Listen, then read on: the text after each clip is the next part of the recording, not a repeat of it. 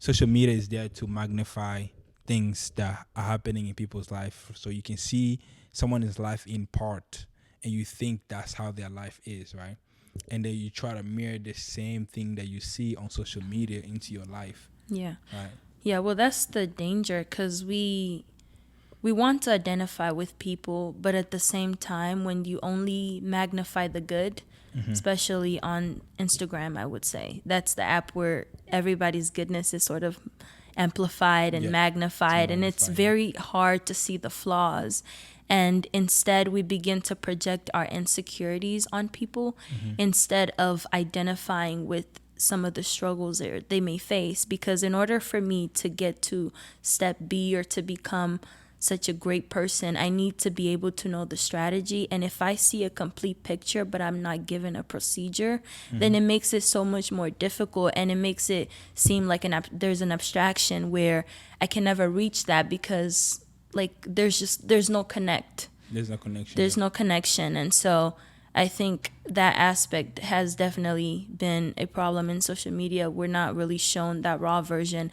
But we also have the extreme, like TikTok, where we show our most raw version, where it's like now there's no need to amplify yourself. It's like you need to accept me for who I am, with my bad and my good, but mostly the baggage. So we don't want to work and fix the things that are wrong with us, but rather we want to amplify them and get sympathy, which is great, but you need to have sympathy so you can improve, not to stay and dwell on that situation. Yeah. Interesting. It's like with TikToks, you say like in terms of like people constantly showing the bags, right? The bad things that is going on, right? It's like, okay, this is something that I'm dealing with. How do I fix it? Or is it more like, because I don't have TikTok, so it's like, is it more like I have something that is going on that I Yeah. want to fix, or is it something like it's something that just It's more accept it? it's more relatable. Like Okay. if I'm seeing someone who's going through a devastating situation, and it's like, "Oh, I can relate to that." There's no incentive to improve or motive to become better. It's just the fact that we can relate. And when you make content off of something that is not necessarily benefiting you physically or mentally, or vice versa, anything.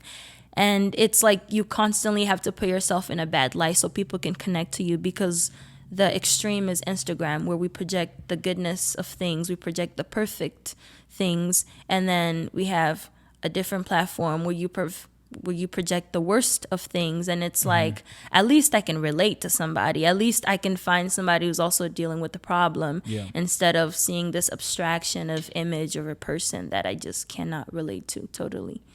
So that's That's kind of like the extreme part of it. the extreme. Do you think like, okay, do you think, because like you're young, right? Yeah. So do you think in general social media has very much like give us some ideology that are very abstract to our reality, or do you experience the same thing that you constantly see on social media in your real life?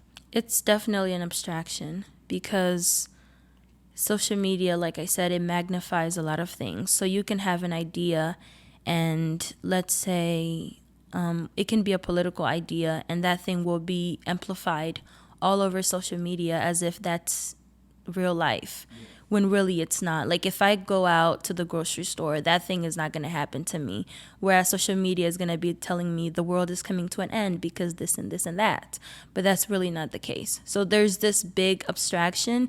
It's not that those problems that we see on social media are not existing, it's just they're amplified. Like when you take the minority and you magnify it, as a population, we look at it with fear, thinking that, oh, that's actually what's happening, but that's really not the case. So disassociating from social media and the real life is important, because a lot of times we have teens who experience anxiety because we're afraid of something that is just really non-existent, Non-existent. or something that the chances of facing it is extremely slim. So Yeah. But now it's like social media has become part of our life. So yeah. now the question elevates from, well, we can't just avoid it, right? Because when it came out and we saw like suicide rates going up and all this stuff, we started first like neglecting and said, okay, we have to like disregard it or throw it away. But now it's like, no, this is gonna be part of our life. Yeah. It's here to stay. Yeah. How do we cope with it? How do we deal with it? You know what I'm saying? Mm-hmm. So I feel like that's the elevate part of it, where we have grown to that level where it's like, okay, it's never gonna go away. Mm-hmm. So how